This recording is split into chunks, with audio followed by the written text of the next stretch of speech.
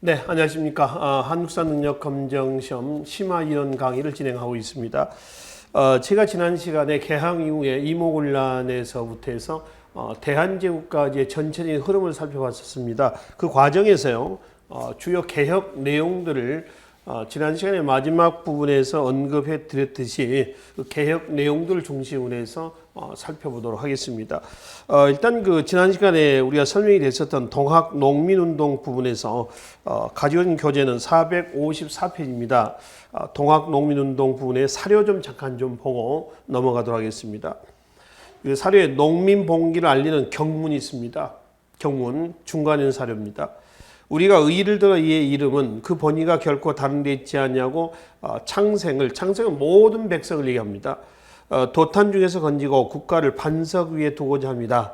안으로는 탐학관 관리의 머리를 베고, 이건 반봉건이죠. 반봉건. 그러니까 동학 농민운동의 성격, 그러면은 반봉건 반외세 이렇게 얘기를 하지 않습니까?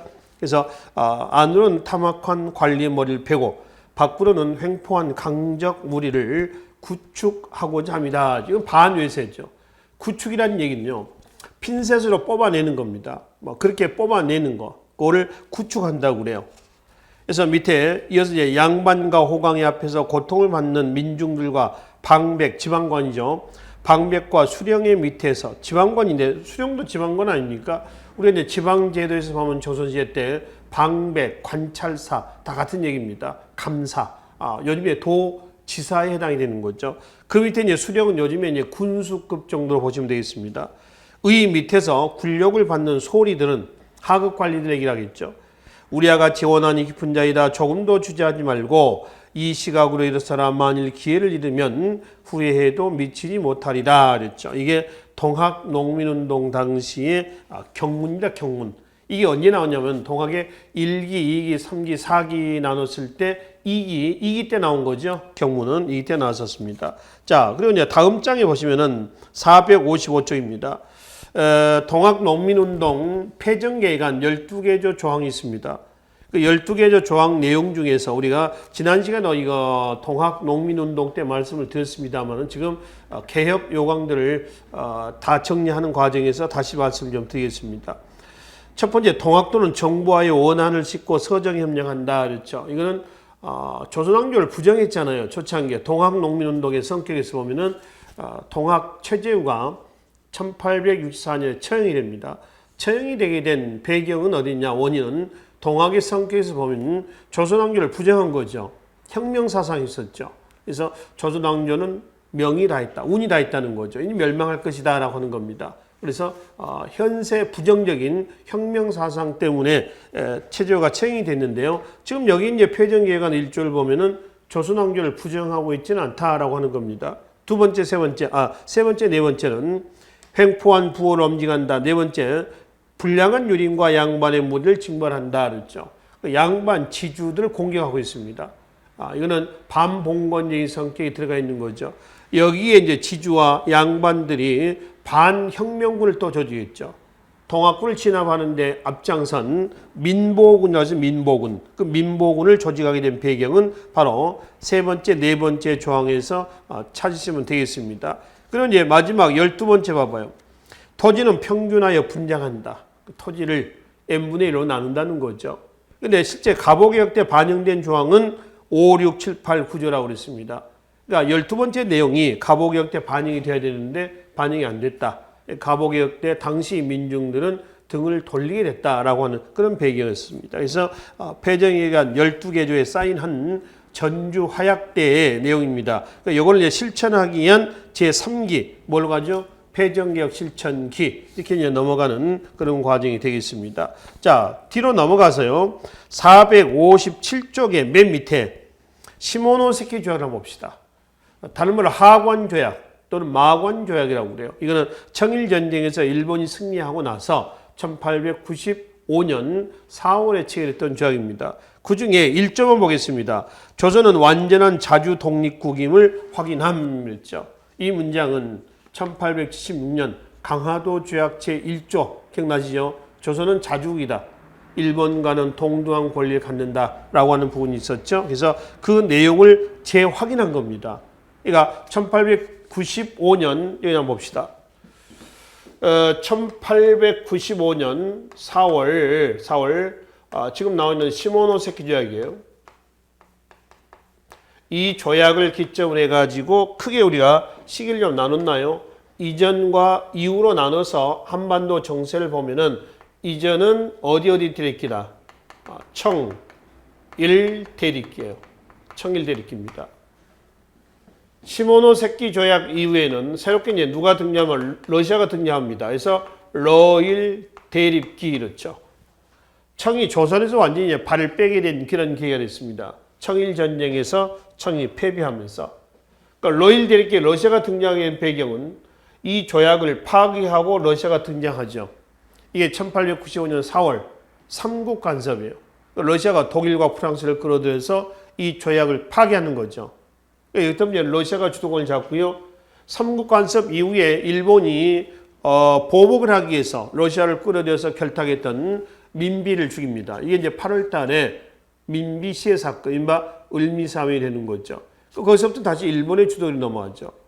을미사변 이후에 이제 제3차 을미격이 단행되고요. 근데 아관 파천은 중단이 됐죠. 아관 파천부터는 또 누가? 러시아가 주도권을 잡는 이런 과정이에요. 그 아관 파천 이후에 다시 또 어떻게 됩니까? 러일 대립의 충돌이 납니다. 그게 뭔가요? 러일 전쟁이죠. 그 러일 전쟁은 언제 끝나냐 그러면은 1904년 2월 달에 시작이 돼서 1905년 9월 달에 일본의 승리로 끝납니다. 그게 무슨 조약이에요? 포스모스 조약이죠. 이 포스모스 조약을 통해 가지고 러시아가 일본에게 패배합니다. 그래서 여기까지가 바로 러일 대립기의 종착역이에요. 그러니까 몇 년 가는 거야? 10년.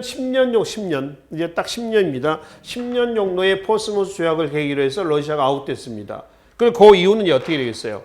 일본 주도기로 넘어가겠죠. 일본 주도기입니다. 바로 이제 두 달 뒤에 1905년 11월 달에 제2차 을사늑약, 소위 그 을사협약, 2차 한일협약이라고 그러죠. 외교권을 가져가면서 한반도에 대한 침략을 이제 본격화하는 그런 과정이 나옵니다. 일본 주도기로 넘어가는 부분이죠. 그러니까 크게 이제 도표를 가지고요, 시기를 가지고 정리하시면 되겠습니다. 그래서 그 중에 이제 시모노스키 조약은 이러이러한 과정에서 나왔다라고 하는 부분이 되겠습니다. 자, 그리고 이제 다음 자로 넘어가시면은 제1차, 2차, 그리고 3차 가보 을미격이 나와 있습니다. 그 중에 458쪽에 맨 밑에 보겠습니다. 제1차 가보격이 1894년 7월에서 12월이에요. 제1차 가보개혁 추진기구를 뭐라고 그랬어요? 군국기무처라고 했습니다. 군국기무처. 근대사에서 이제 전개가 되는 과정에서, 각종 기구들이 나옵니다. 군국기무처라든가, 교정청이라든가, 교정청. 군국기무라고 하는 건 국방자, 군사, 군대입니다.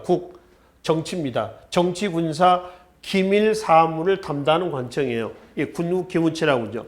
제1차 가보개혁 추진기구입니다. 초정부적 회의기구라고 그랬습니다. 교정청은 뭐냐 그러면 교정청은 원검개혁파를 중심으로 했던 개혁기구를 얘기를 했어요. 개혁기구를 교정청이라고 그랬죠. 그러면 이제 동학농민운동, 개혁요강 12개죠. 추진기구를 뭐라고 하죠? 집강소, 집강소. 여기서는 이제 이 제1차 가보개혁 때요. 군국기무처를 중심으로 해서 단행된 개혁 내용들 맨 밑으로 내려오겠습니다. 458쪽입니다. 정치 면에서 먼저 연호를 씁니다. 개국기원이라는 연호를 써요. 여러분 우리나라 최초의 연호는 뭐라고 그랬어요? 영락이라고 하는 연호입니다. 4세기 말 광개토항제 때 고구려 연호거든요. 그러니까 연호를 썼다는 얘기는 어떤 의미냐면은 안으로는 왕권의 강, 밖으로는 뭐예요? 중국과의 대등함, 이런 의미를 갖고 있습니다. 그래서 이 연호, 개국기원이라는 우리 연호를 쓴다. 청나라 연호를 안 쓰고 우리 연호를 쓴다는 얘기는 무슨 얘기야? 청과 우리는 대등한 관계다라고 하는 겁니다. 근데 이건 유의 좀 하셔야 됩니다. 제1차 가보개혁 추진 내각은 누구예요? 1894년 7월에서 12월이었습니다. 제1차 김홍집, 친일 내각이죠. 흥선대원군을 섭정을 해가지고요. 제1차 김홍집 친일 내각이 주도가 돼서 1차 갑오격이 단행이 됐단 말이에요. 그럼 1차 갑오격의 배후에는 누가 있는 거예요? 일본이 있죠. 그러니까 일본은 지금 어떤 의도냐라고 하는 거죠. 청과 조선과의 관계를 뭐 하겠다는 거예요? 끊겠다는 거 아니겠습니까? 지금 청과 조선은 어떤 관계예요? 청과 조선은 군, 신 관계입니다. 이 군신 관계는 말이죠. 1636년 병자호란의 결과예요. 그러니까 1637년 정축화약을 통해서 군, 신, 형제관계에서 정묘란 이후의 형제관계에서 군신관계가 맺어졌죠. 그러니까 요 끈끈한 관계를 바로 누가? 일본이죠. 이 일본이란 나라는 끊겠다는 거예요. 끊고 조선의 침략을 용이하게 하겠다. 이게 지금 언제 나왔냐면 1876년 강화도 조약의 제1조 내용에서 나와 있고요. 이걸 확인한 것이 1895년 바로 시모노세키 조약의 역시 1조 내용이었단 말이에요.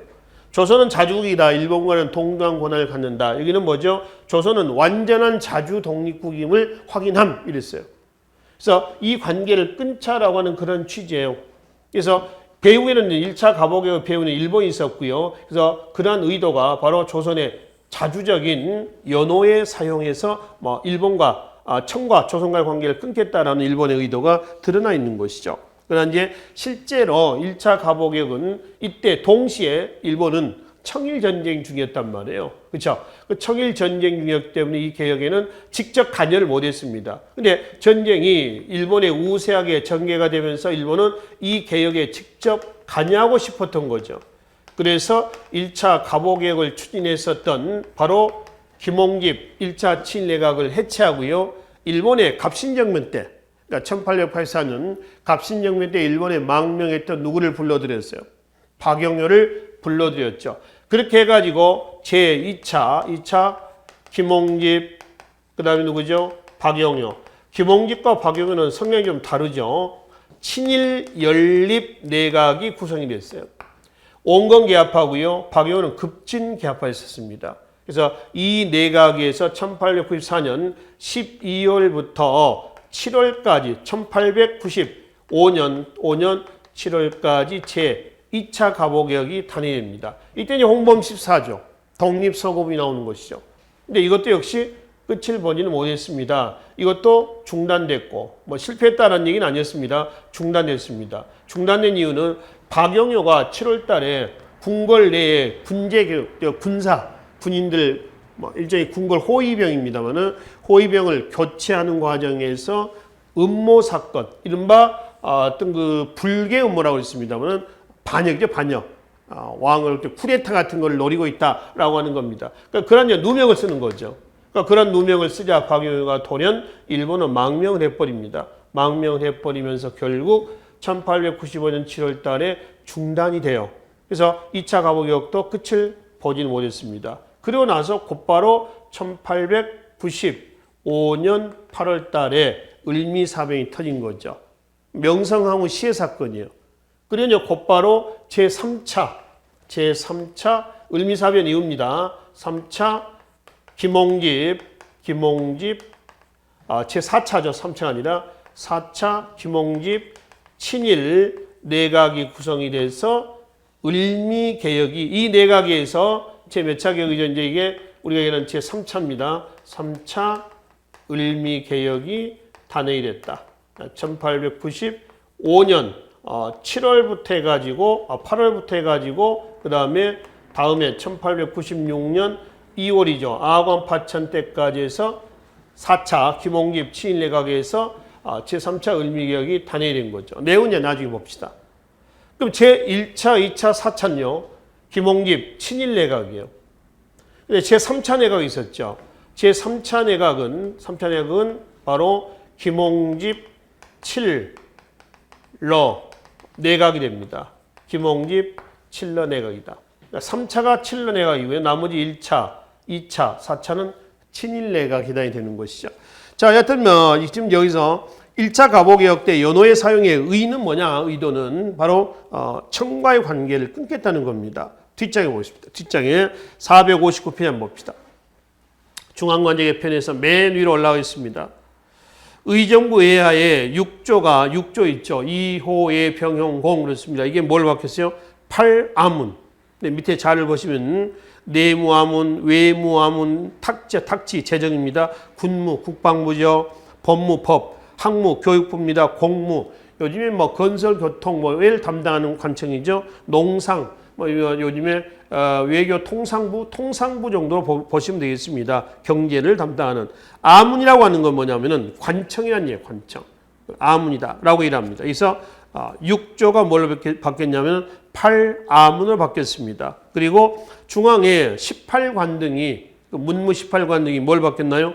11관등, 11개 관등으로 바뀌었어요. 11개 관등은 칙인관, 주인관, 판인관 이렇게 배웠는데요. 우리가 이 18관등도 조선의 문무 18관등도 크게 두 개로 나눠졌죠. 당, 상관과 당하관으로 나눠집니다. 그러니까 당상관, 정삼품, 문신인 경우입니다. 통정대부 이상. 그다음에 문신, 다시 이제 당하관은 정삼품, 통운대부 이하부터 종구품까지를 뭐라고 그래요? 당하관이라고 그러죠. 근데 이 18관등이 뭘 바뀌었다고요? 11관등으로 바뀌었습니다. 그러니까 공무원 직제가 1급 공무원에서 18급 공무원까지 있었는데 이제 11급 공무원 체제로 바뀌었다. 네, 11관등은 다시 칙인관, 주인관, 그 다음에 판인관 이렇게 바뀌었다. 칙인관은 정, 일품, 종, 이품, 일품이죠. 그 다음에 정, 이품, 이품 4개입니다. 주인관,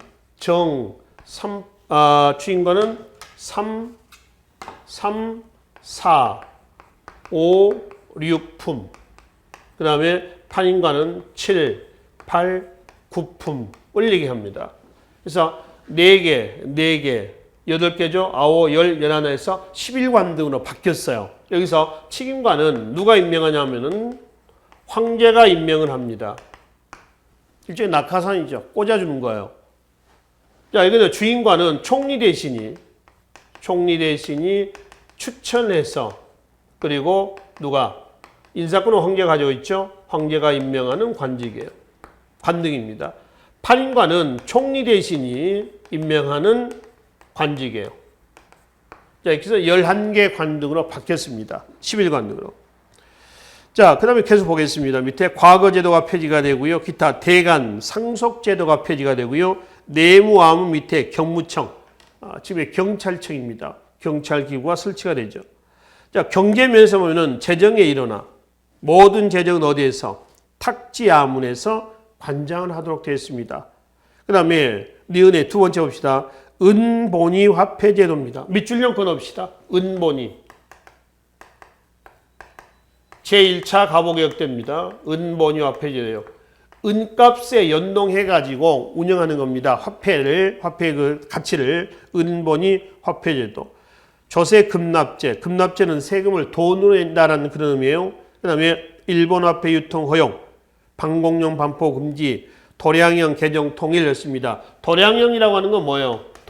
척도입니다. 척도. 양이죠. 양. 부피죠. 부피. 그죠? 그 다음에 형은 뭔가? 형은 저울형자입니다. 부피와 그 다음에 뭐예요? 무게를 일정하게 통일시켜 놨다라고 하는 겁니다. 예를 들어서 서울에서는 뭐 한 대 그러면 이만큼 하는데 뭐 경상도에서 한 대 그러면 이따만큼 하라는 얘기입니다. 안 맞죠?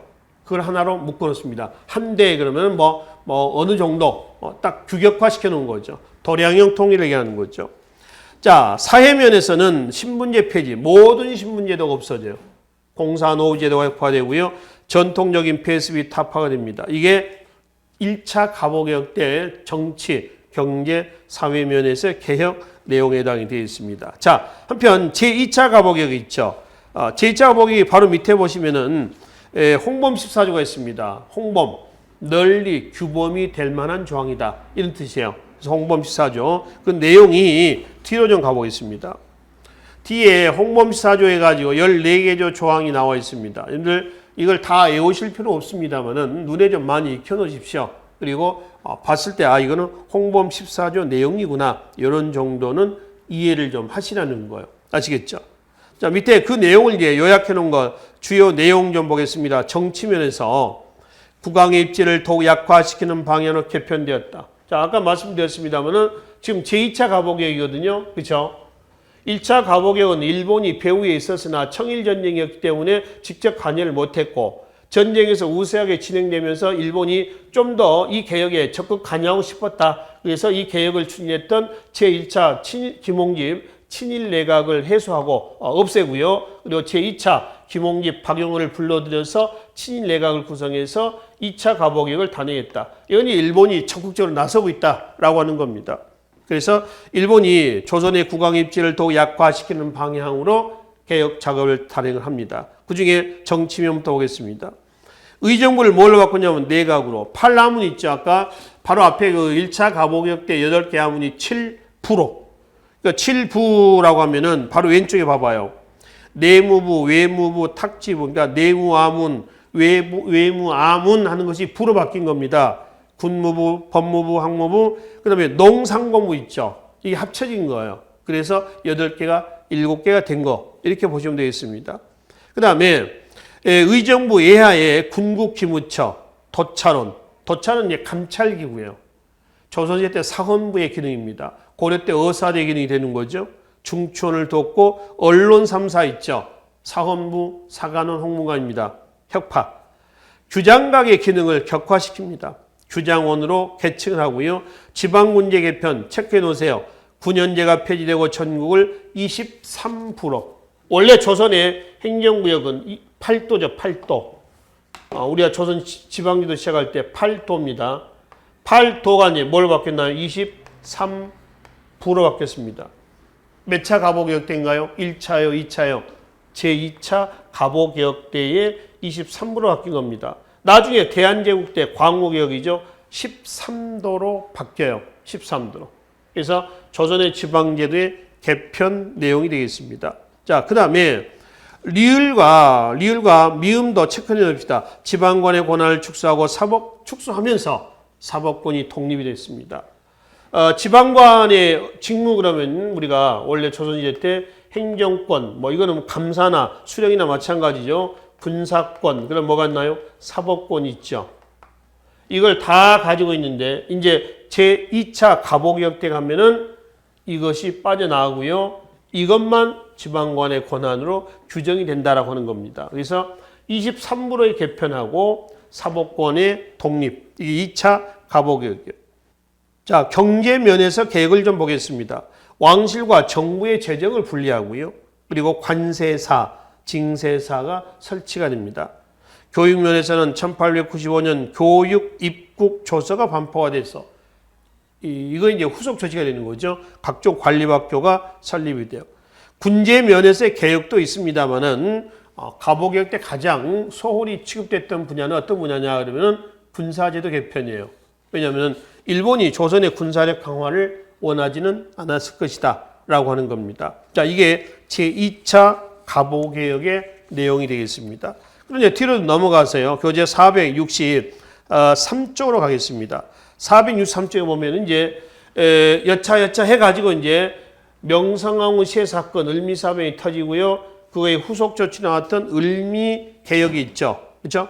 을미개혁 때의 개혁 내용 좀 보기로 하겠습니다. 탄발령, 내 목을 자를지언정 내 머리카락은 자를 수 없다. 신체 발부는 수치부모다 그랬죠. 그래서 여기 이제 반발하고요. 유생들이 이게 제1차 을미의병으로 나오게 됩니다. 그다음에 군제개편이 이제 중앙군의 친위대, 지방군은 진위대로 바뀌었습니다. 그러면은 이거 이전에는 뭐 있었어요? 중앙군이 정부의 개황 이후에 개화정책이라 해서 이영, 무이영, 장어영에서 이영이었죠. 5군영 이영을 했잖아요. 그 이영이 뭘로 했어요? 친위대. 지방군은 소고군에서 뭘로? 진위대로 바뀌었습니다. 건양이라는 연을 씁니다. 역시 을미개혁도 배우는 누가 있어요? 일본이 있죠. 자꾸 연호를 쓰게 한 것은 어떤 의미예요? 청과 중국, 청과 조선과의 관계를 끊겠다는 겁니다. 조선이라는 나라를 하나의 나라로, 그런데 왜 좀 동떨어지게 하나로 만들어 놓는 거죠. 그리고 그 나라를 효과적으로 좀 침략하겠다. 뭐 이런 취지가 담겨져 있습니다. 그다음에 양력상이 있습니다. 1895년 11월 17일이 1896년 1월 1일로 바뀝니다. 그럼 양력이 사용되기 이전에는 뭐가 있었나요?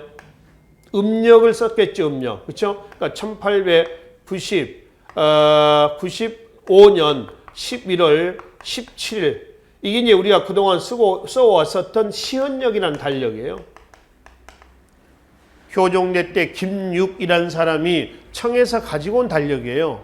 그래서 이 시헌력을 쓰고 있었는데 이게 이제 1895년 11월 17일 1896년 1월 1일로 바꾸면서 이게 이제 뭐냐면 태양력입니다. 우리가 지금 쓰고 있는 뭔가요? 양력이죠. 그럼 시헌력은 태양력으로 바뀌면서 없어졌느냐? 그렇지는 않습니다. 그냥 시헌력은 시헌력대로 우리가 지금 쓰고 있는 뭐죠? 음력 있죠, 음력. 이 음력으로 그대로 사용이 되고 있고요. 양력은 양력대로 또 쓰고 있다라고 하는 겁니다. 아시겠죠? 그 다음에 소학교, 초등학교입니다. 우편제도 실시, 종두법 실시 등 뭐 이런 것들이 제3차 을미개혁의 내용에 해당이 되겠습니다. 제3차. 자, 그 중에 을미사변하고요. 단발령이 발달이 된 것이 제1차 을미의병, 제1차 을미의병으로 나오게 되겠죠. 자, 그리고 이제 다음에 아관파천 이후에 조직이 있었던 독립회 내용을 좀 보기로 하겠습니다. 교재 466쪽으로 가시면은 독립회의 그 자료 관민공동의 헌의 6조가 있습니다. 466조 한번 갑시다. 외국인에게 의지하지 말고 관민이 한 마음으로 힘을 합하여 전제왕권을 견고하게 할 거 그랬죠. 자, 거기 밑줄 좀 그어놓으실래요? 전제왕권을 견고하게 할 거 그랬습니다. 독립회는 전제군주제를 지향을 하느냐 아니면은 입헌군주제를 지향하느냐라고 하는 거죠. 독립회는요. 입헌군주제를 지향을 합니다. 그럼 밑줄 치라고 하는 전제왕권을 견고하게 할 거라고 하는 것은 좀 어긋나는 부분이죠. 이거는 전제군주제를 지향하는 건데 그렇잖아요. 근데 1조 내용에 전제왕권을 견고하게 하자라고 하는 것은 독립협회의 대한제국정부에 대한 립서비스다라고 이제 보시면 됩니다. 이거는 다음 장에 봐봐요. 467쪽에 독립협회 3대 사상이 나와 있어요. 자주국권, 자유민권, 자강개혁이 있습니다. 이거 나중에 애국개몽운동의 사상적 기반이 된단 말이에요. 그 중에 자주국권 사상이 있잖아요. 맨 앞에 칸에. 이건 이제 민족주의 사상이다라고 되어 있는데요. 거기 보면은 칭제 근원의 요구라고 있습니다. 칭제, 황제라 칭하고 그 다음에 근원 연호를 쓴다라고 하는 뜻이에요. 신라 6세기 중엽 법흥왕대 때 연호가 근원이죠. 그러니까 연호를 쓴다라는 근원을 그냥 연호로 썼던 거예요. 법흥왕대 때는. 그래서 황제라 칭하고 연호를 쓴다. 연호를 쓴다는 건 안으로 왕권의 강화의 의미라고 그랬잖아요. 바로 앞에. 그래서 칭제 근원 요구는 우측에 자강개혁 사상에 독립회 주장령이 있죠. 입헌군주제가 있죠. 서로 대비가 되는 거지 않습니까? 이거 뭐냐는 얘기예요.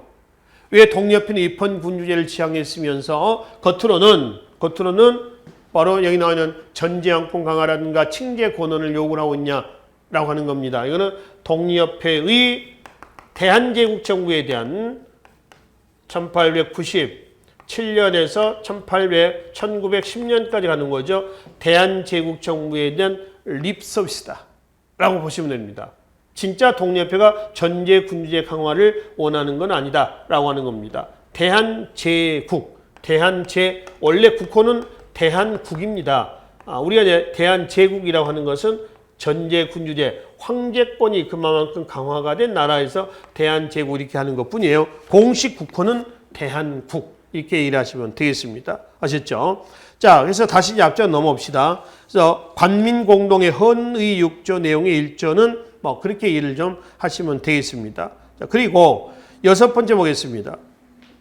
관민공동의 헌의 6조입니다. 관민이라고 하는 건 관은 정부고 민은 만민공동이에요. 독립회. 헌의 6조라고 할 때 헌의는 갖다 바친다. 뭐 이런 의미를 가지고 있습니다. 헌의. 여섯 번째입니다. 보세요. 칙인관을 임명할 때는 황제가 정부의 그 뜻을 물어서 중의, 그러니까 대중의 다수의 의견에 따르라 그랬죠. 칙인관을 임명할 때, 이거 봅시다. 칙인관은 제1차 갑오개혁 때에 18관등이 11관등으로 바뀌었죠. 그 중에 이제 칙인관, 주인관, 판인관의 칙인관입니다. 이 칙인관. 정일품에서 종이품까지 4개예요. 그러니까 정일, 종일, 정의, 종이. 얘는 황제가 임명하는데 황제 네 멋대로 임명하지 말고 중의에 따르라라고 하는 겁니다. 황제권을 황제가 갖고 있는 인사권을 견제하고 있는 이런 내용이었다라고 하는 것을 확인해 볼 수가 있는 거죠. 아시겠죠? 자, 그래서 헌의 6조 여기에 고종이 사인했습니다. 좋다. 이래 하겠다. 이렇게 한 거죠. 근데 결국 1898년에 대한제국 정부가 독립회를 해산시킵니다. 독립회에 누명이 씌워지죠. 공화정을 추구한다. 그래서 이러한 누명이 씌워지면서 대한제국 정부에서는 보부상루로 구성된 황국협회를 동원해서 결국 1898년에 독립회를 해산해버렸어요. 그래서 독립회는 막을 내리게 됩니다. 그러나 뒤에 독립회 3대 사상 보겠습니다. 자주국권, 자유민권, 자강개혁 사상. 자주국권은 빼앗긴 이권을 회수하고 지키자는 겁니다. 자유민권은 민주주의 사상이죠. 민권에 대한 본입니다. 자강개혁 사상은 근대화 사상입니다. 이 3대 사상 뭐라고요? 자주국권, 자유민권, 자강개혁 묻겠습니다. 나중에 어디로 갔냐 그러면 애국, 계몽, 운동의 뭐가 됐다? 바로 사상적 기반이 됐다. 그래서 독립회가 해산되고 이제 후신단체 격으로 만들어진 단체가 보안이라는 단체입니다. 보안이 다음에 대한자강회, 대한협회, 신민회, 이런 식으로 해가지고 애국계몽 운동이 전개가 돼요. 이건 나중에 애국계몽 운동에서 따로 살펴보도록 하겠습니다. 이것이 독립회의 활동 내용이었습니다. 자, 밑에 독립회의 의 좀 보기로 하겠습니다. 자, 민중을 정치운동에 동참시켰다는데 우리가 크게 평가를 합니다. 그러나 밑에 한계를 좀 보겠습니다. 한계, 마지막 줄 한번 봅시다. 조선사회에서의 시민혁명의 가능성을 부인하였다라고 했습니다. 그러니까 겉으로는 민중을 끌어안은 척하면서 어떻게 보면 이용한 거죠. 그리고 실제로는 조선사회에서의 시민혁명의 가능성은 부인하고 있습니다. 니까지 것들이 이리식이 돼버린 거죠. 좀 무시하는 이런 성향으로 넘어갔다는 거 한계 하나고요. 그 다음에 첫 번째 봐봐요. 외세배척 운동에 있어서 주요 주타겟은 어디였다? 러시아입니다. 외세배척 운동에서의 러시아가 왜 타게 됐냐라고 하는 거죠. 독립회가 결성되게 된 시대적 배경은 어디서 찬다고 그랬어요? 1896년 2월 달에 아관 파천이에요. 러시아 공사관으로 고종이 옮겨간 사건이라고 했습니다. 아관 파천에서 꼭 기억을 좀 하시라고 하는 부분이 뭐였나요? 다음 중 열강의 이권 침탈의 계기가 된 사건, 아관 파천. 이거 공식으로 기억하시라고 했습니다. 또 열강 이권 침탈의 법적 근거가 됐던 조항은 최혜국 조항이라고 그랬죠. 그러니까 집 주인이 집에 있지 않고 대문은 열려져 있는데요. 그러니까 도둑들이 들어와서 훑어가고 있는 이런 상황입니다. 이런 아관파천이라고 하는 시대적 상황 속에서 서구 근대 시민 사상을 가진 지식인들이 1896년 7월 달에 독립협회를 결성을 했었던 거죠. 그래서 독립협회는 아관파천이라고 하는 시대적인 분위기 속에서 조직이 됐습니다. 그래서 열강 이권 침탈을 극복하려는 운동을 전개했는데 그 타겟이 비단 러시아만은 아니었다라고 하는 겁니다. 독, 이랬습니다. 왜냐하면 독립회는 뭘 지향했다고요? 입헌 군주제를 지향인데 러시아를 비롯한 독일, 프랑스는 죄다 뭐예요? 제정입니다. 제정. 황제 중심 체제거든요. 그럼 그 독립협회하고 대한제국은 궁합이 맞을까 안 맞을까? 안 맞죠. 대한제국도 황제 중심 체제예요. 근데 대한제국을 대놓고 까버리면 어떻게 돼요? 안 되겠죠. 그래서 독립협회에서는 대한제국 정부의 립 서비스 차원에서 관민공동의 헌의 6조 중에 1조 내용 있잖아요. 전제안권을 공고히 한다. 또 여기 보면 동옆에 3대 사상, 나중에 애국개몽운동의 사상력 기반했던 3대 사상 중에서 자주 국권 사상 있잖아요. 자주 국권 사상에 뭐가 있었어요? 친재, 건원을 요구했다. 이것도 일종의 입헌군주제하고는 거리감이 좀 있죠. 이거 전부 다 뭐냐 그러면은 독립의 이 대한제국 정부에 대한 립 서비스다라고 이제 보시면 되겠습니다. 아시겠죠? 그래서 일단 왜 러시아, 독일, 프랑스를 타겟했냐, 가장 거부감을 느끼는 나라로 봤느냐라고 하는 겁니다. 독립회가 지향했던 입헌군주제하고 얘네들의 재정하고는 궁합이 안 맞는다라고 하는 겁니다. 근데 미국, 영국, 일본 있죠. 이 나라의 이권 침탈에서는 다른 시각을 보이고 있었어요. 이 나라의 이권 침탈은 이권 침탈이 아니라 오히려 우리의 근대화를 위한 자원 개발이다. 이렇게 보고요. 똑같이 가져간 건데, 훔쳐간 건데 이 나라가 가져간 것은 도둑질한 것이다. 이것들은 우리한테 도움이 되는 것이다. 이렇게 이제 다르게 평가를 했었던 거죠. 이유는 독립회 구성 멤버에는 친미, 친영, 친일, 친일이라고 해서 일제강점기 친일 그런 건 아닙니다. 일단 미국이라든가 영국, 일본의 우호적인 인사들이 독립회에 많이 있었다라고 하는 것도 확인해 볼 수가 있죠. 자, 두 번째 독립회 한계를 얘기합니다. 항일 의병운동의 무모함을 비판합니다. 왜냐? 의병운동은 좋은 거예요, 안 좋은 거예요? 좋은 거죠. 의병은 정부가 못하니까 민중들이 나가서 싸우는 거죠. 그럼 고마워해야죠, 오히려. 국가가 민중에 의해서. 그렇죠? 근데 오히려 항일 의병 운동에 대해서 독립회는 부정적인 시각을 보이고 있습니다. 왜? 독립회는 무장 폭력이 있죠. 무장 폭력적인 방법은 이꼴 뭐라고 했냐면은 비문명이라고 했어요. 비문명 뭔가요? 야만이다. 그 야만적인 행동을 해서 되겠냐? 근데 우리가 얘기하는 항일 의병 운동에서의 무장 폭력할 때 폭력은 사전적인 의미의 폭력이 아니에요. 괜히 가서 두드려 패고 말이죠. 이렇게 멱살 잡고 흔들고 하는 폭력이 아니라는 얘기입니다. 이거는 정의로운 폭력이에요. 우리 걸 지키기 위한. 그렇죠? 그러한 폭력입니다. 근데 일단 독립회는 이 무장폭력 자체를 부정합니다. 그러니까 무장폭력적인 활동을 했었던 항일 의병운동에 대해서 거부감을 가지고 있었던 거죠. 그 다음에 또 방공령 발표를 자유경쟁이 이변한다 해서 비판했다고 그랬죠. 방공령은 필요한 거예요? 안 필요한 거예요? 필요한 거죠. 미국 수출 금지령이란 말이에요. 그걸 뭐라고 그래요? 방공령이라고 그래요. 그러면은 조선에서의 쌀을 일본이나 다른 나라에 막 가져간단 말이에요. 특히 일본에서 쌀 많이 가져갔죠. 그럼 국내 쌀값 폭등 나오죠. 식량 부족 문제가 나옵니다. 이거는 어떤 거 먹는 문제의 자주권 소운동이에요. 당연히 방공령 필요하죠. 그렇죠? 그래서 1889년 함경감사 조병식이 방공령을 함경도 지방에다 발표하지 않습니까? 필요한 거예요. 근데 독립회는 자유경쟁이 이변된다 해서 방공령 자체를 또 부정합니다. 이 자유경쟁하고 있는 그런 분위기는 아니죠. 열강은 지금 총 들고 들어와 있고 총 들고 들어와서 제국주의에 침략하고 있고 우리는 겨우 창이나 화살 이걸 이제 막고 있는 이런 상황인데 식량 자주권 회복운동 차원에서 지켜야 할 거 아닙니까? 또 자유무역 원칙에 따라서 개항장을 늘리자 그랬죠. 자유무역이 어디 있습니까? 이 시기 때 힘에 의해서 힘의 논리로 운영하던 흘러가던 19세기 제국주의 상황에서 그러니까 독립회가 어찌 보면은 우리가 조선 후기 때 분당정 때 보면은 성리학의 명문론에 푹 빠져가지고 국제정세 변동에 어두웠던 서인들 기억하십니까? 인조반정위의 서인들이 추진했던 대외 정책이 뭐였던가요? 친명, 배금.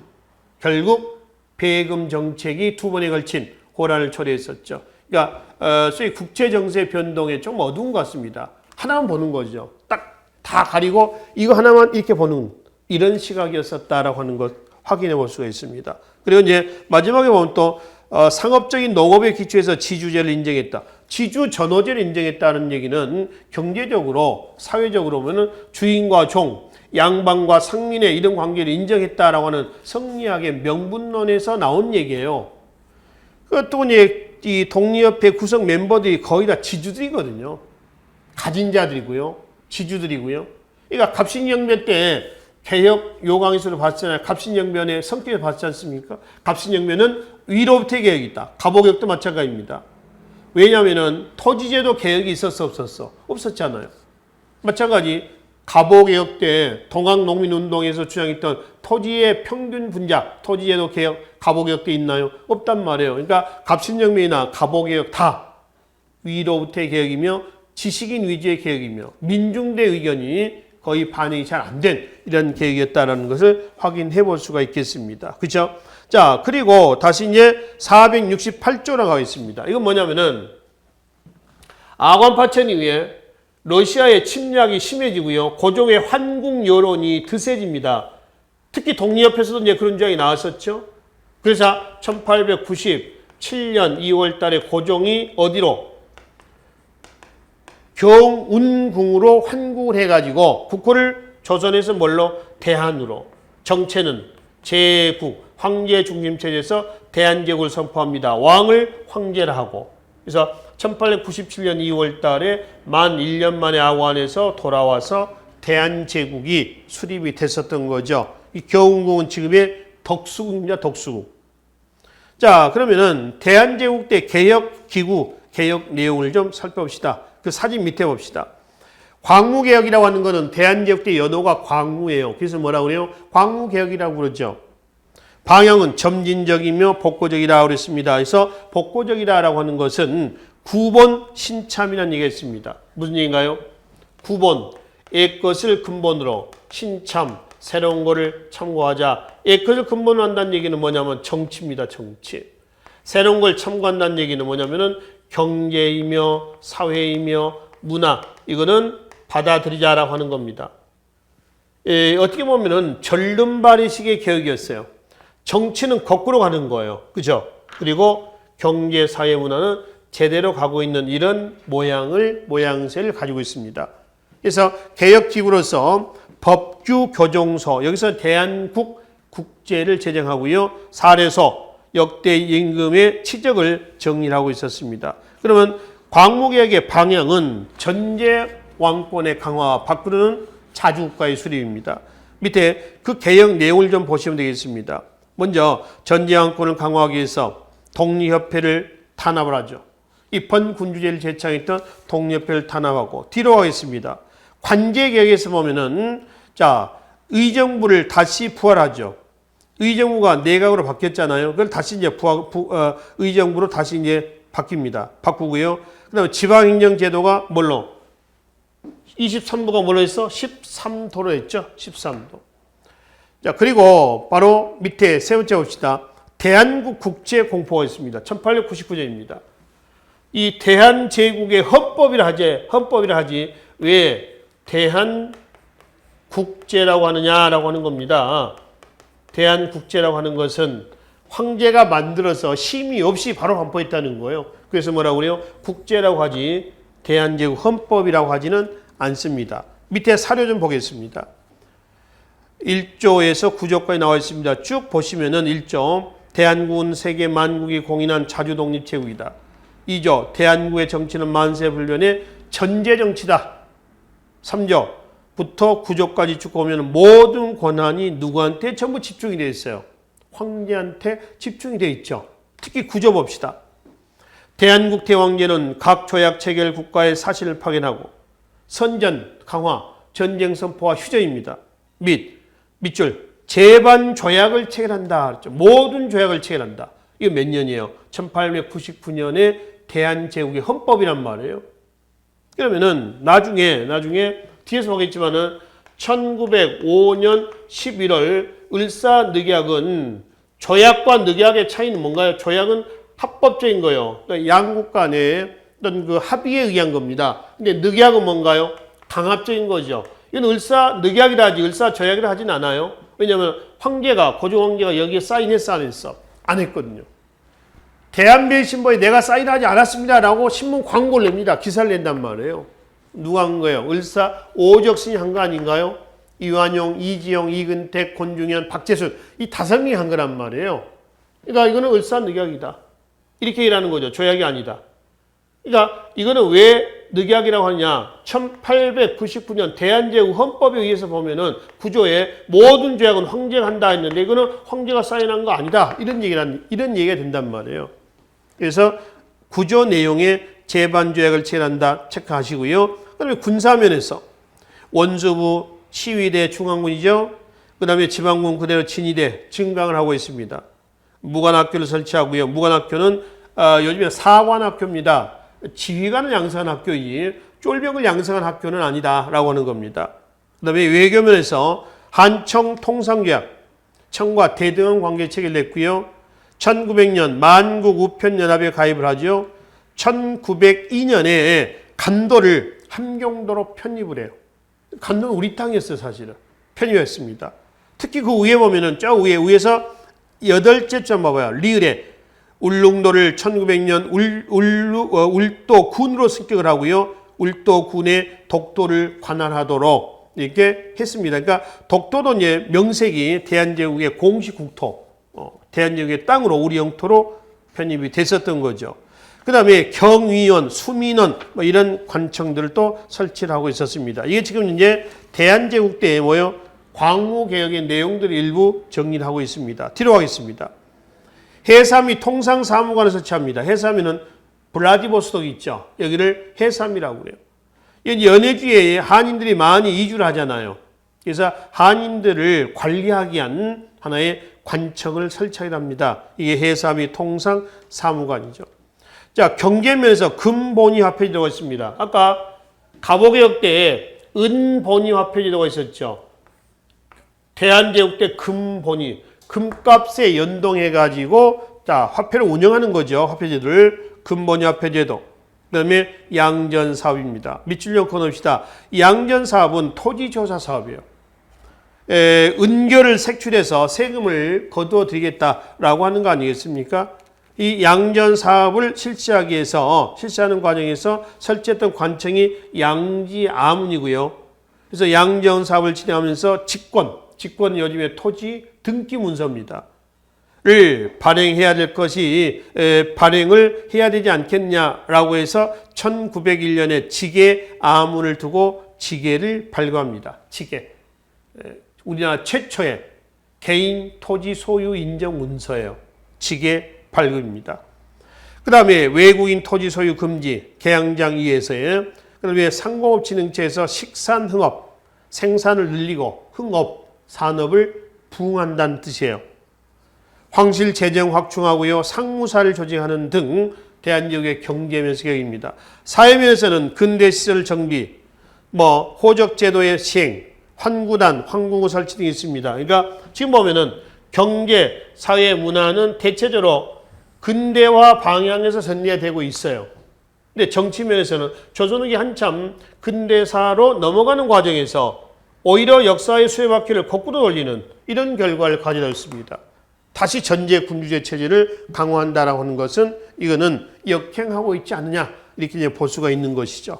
이게 광무개혁의 여러 가지 개혁 내용은 거기까지 보시면 되겠습니다. 자, 다음 장 넘어가겠습니다. 471쪽에 간도하고요. 다음 장에 나와 있는 대한지역의 대정책에서 독도 문제가 나와 있습니다. 간도는 우측의 지도에서 확인하시면 되겠습니다. 만주를 얘기합니다.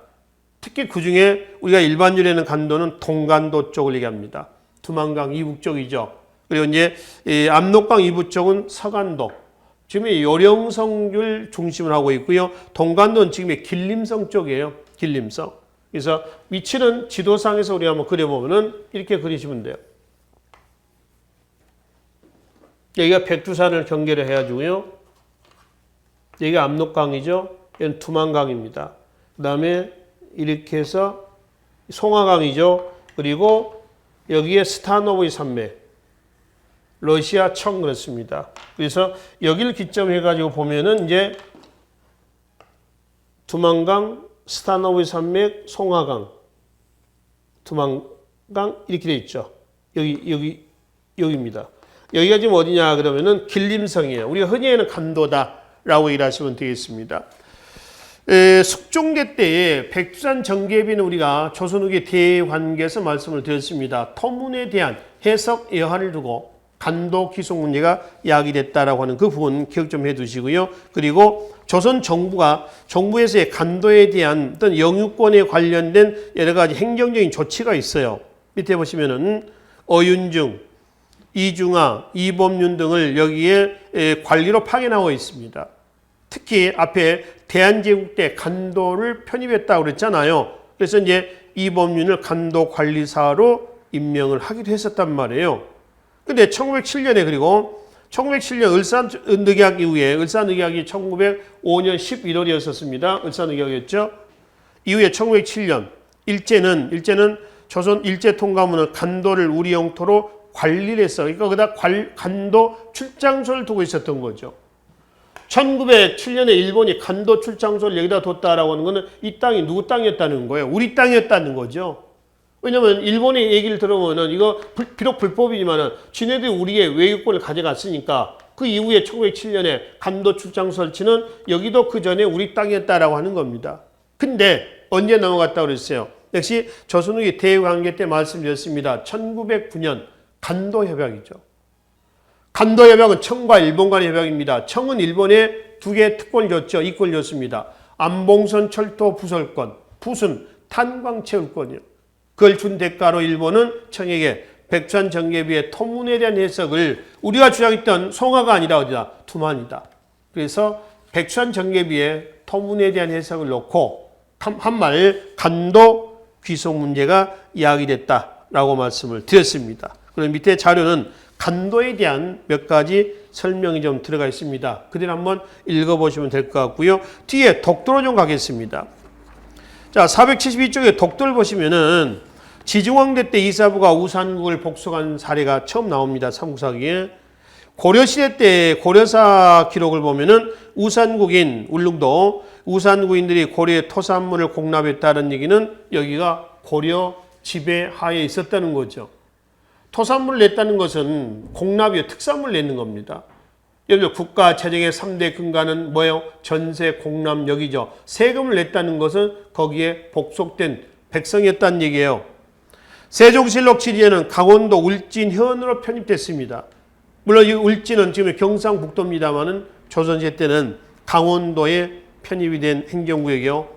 신증 동국 여지승남에 보면은 지리서입니다만은 팔도도란 지도가 있어요. 이 팔도도에 울릉도에 대한 지도가 울릉도, 우산도 여기에 대한 지도가 나오는데 독도가 그 중에 이제 처음으로 표기가 됐습니다. 뒤에 지도 좀 잠깐 봅시다. 뒤에 신증 동국 여지승남 팔도 총도에 있는 지도입니다. 그리고 오른쪽에 있는 것은 지도 안에 있는 동그란 부분을 클로즈업 해놓은 부분이에요. 이거는 왜 이렇게 됐냐? 지금 보면은 왼쪽이 우산도, 독도고요. 우측이 울릉도라고 한자가 되어 있단 말이에요. 원래는 그렇게 안 돼 있죠. 원래 얘가 울릉도고 그다음 여기가 어디요? 독도 이렇죠. 근데 왜 지도에 여기가 뒤집어져 있냐, 거꾸로 있냐라고 하는 겁니다. 이거는 신증 동북 여지승남에 보면은 기록이 이렇게 나와 있어요. 육지로부터 어느 점 가면은 우산국과 울릉도가 있었다라고 되어 있습니다. 그러니까 울릉도와 우산국이 아니라 우산국과 울릉도가 있었다니까 그 서술의 문장에 보면은 우산도가 좀 앞에 있는 걸로 이렇게 생각한 거죠. 그래서 우산도, 울릉도 그 기록에 의해서 지도에 보면은 우산도 그다음에 더 멀리 있는 곳이 어디요? 울릉도로 표기가 된 겁니다. 지도상에. 나중에 이거는 고쳐집니다. 고쳐져요. 이거는 용조 때 가면 조선위 때 지도에서 고쳐진다라고 하는 겁니다. 자, 그런데 바로 밑에 그 울릉도 독도에 관한 15세기에서요. 그리고 이제 최근에 20세기까지의 전개 과정, 역사적인 사실의 전개 과정들이 나와 있습니다. 거기서 몇 개만 좀 보기로 하겠습니다. 자, 헌종대 때 19세기 1849년 프랑스의 포경선 리앙쿠르가 발견하고 리앙쿠르 섬으로 명명했다. 리앙쿠르 섬 그러면 독도를 얘기합니다. 독도. 프랑스의 배 이름을 따서 명명해 온 거고요. 또 영국의 1855년 철종된 영국의 기선 배입니다. 호넷이 발견하고는 그 배 이름을 따서 호넷 섬, 리앙쿠르, 호넷타, 독도에 대한 다른 명칭들이죠. 그러니까 프랑스라든가 영국의 명칭들이다라고 보시면 되겠습니다. 그런 이제 대한제국 때 칙령을 발표해서 황제 명령이에요. 칙령을 발표해서 죽도와 석도 두 섬을 정식으로 편입하고 주민을 이주시켜 울릉도를 울도군으로 승격시키고 독도관할권을 부여했다. 대한제국 광무개혁 때 나온 얘기예요. 그리고 일본이 1905년 2월 22일 무주지다, 주인이 없다 해서 불법으로 가져갑니다. 그런 이제 1945년에 2차 대전이 끝나고 일본이 패망하고 나서 다시 이제 우리가 돌려받는데, 일본이 자꾸 이 독도의 영토의 영유권을 주장하고 있는 이유는 마지막 줄을 봐봐요. 2차 대전 종료 후 1951년 일본이 연합국과 맺은 샌프란시스코 조약에서 일본은 조선의 본토와 제주도, 거문도, 울릉도에서의 모든 권리 및 청구권을 박탈한다라는 부분에서 어디가 빠져있다? 독도가 빠져있다 그랬습니다. 제주도, 거문도, 울릉도만 나와 있죠. 그 우리나라 섬이 세 개만 있는 건 아니잖아요. 남해안에 다도해라고 그러잖아요. 얼마나 많은 섬들이 있습니까? 그럼 그 땅은, 그 섬들은 돌려주지 않았다는 얘기냐? 그러니까 여기에 나와 있는 섬은 대표적으로 예시해 놓은 것 뿐이고요. 여기서 비단 독도가 빠졌다고 그래서 독도는 일본이 돌려주지 않았다, 이렇게 해석하지 않는다라고 하는 겁니다. 자, 뒤에 봅시다.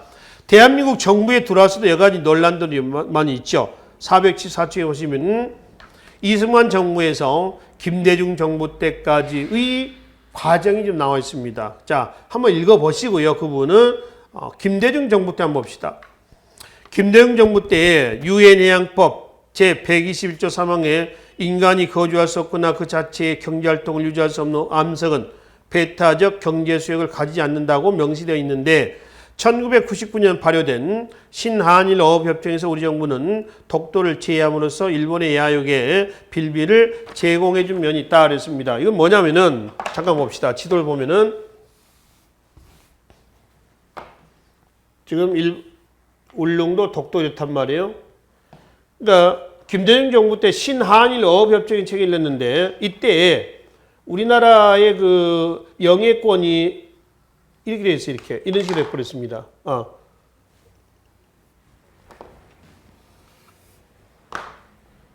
독도예요. 이런 식이 된 거예요. 이 식으로. 그러니까 독도가 중간 해역이 돼버린 겁니다. 이렇게 그어졌다라는 거예요. 땅은 우리 땅인데, 그러니까 어부들 들어와서, 우리나라 어부들, 일본 어부들 들어와서 여기서 공동으로 이제 어업할 수 있는 그런 구역이 돼버린 것이죠. 근데 여기에 봐서 일본은 파도가 치면 보이지 않을 정도의 작은 암석인 오키노도리 섬, 가로 2m, 세로 5m입니다. 예, 300여 원을 투입해서 콘크리트 구조물을 만들어서 남한 영토 반절 크기의 영해를 확보한 사실이 있다 그랬죠. 그 어디냐면은 일본이 이렇게 있잖아요. 한 이쯤 됩니다. 거의 어지간한 축적의 지도에서는 보이지도 않아요. 그냥 점입니다, 점. 점 하나 찍어놓은 겁니다. 여기다 보세요. 2m, 5m니까 이게 얼마나 크겠냐는 얘기예요. 그렇죠? 여기다가 돌을 이제 시멘트를 붙여가지고요. 이렇게 섬을 만들어 놓은 거예요. 인공섬을 만들어 놓은 거죠. 쉽게 하면은. 그리고 여기서부터 200캐리를 확보했는데, 이 200캐리가 우리나라 남한 영토의 반 정도의 영토를 확보했다라고 하는 겁니다. 이러고 있는데, 대한민국 정부의 독도에 대한 좀 적극적인 조치는 아직까지는 없다라고 하는 것이 좀 안타까운 일이죠. 밑에 그 자료 내용 있죠. 독도는 우리 땅이라고 하는 그 자료 내용은 반드시 한번 읽어보십시오. 이런 부분은 시사적인 부분들이기 때문에 한국사 능력 검정 시험에 가끔 출제가 되는 내용이다라고 하는 겁니다. 그래서 대한제국대 대외 정책에서 간도, 독도 부분까지 해가지고 지난 시간에 빠진 개혁 내용들과 함께 마무리를 하도록 하겠습니다. 다음 시간에 뵙겠습니다. 수고하셨습니다.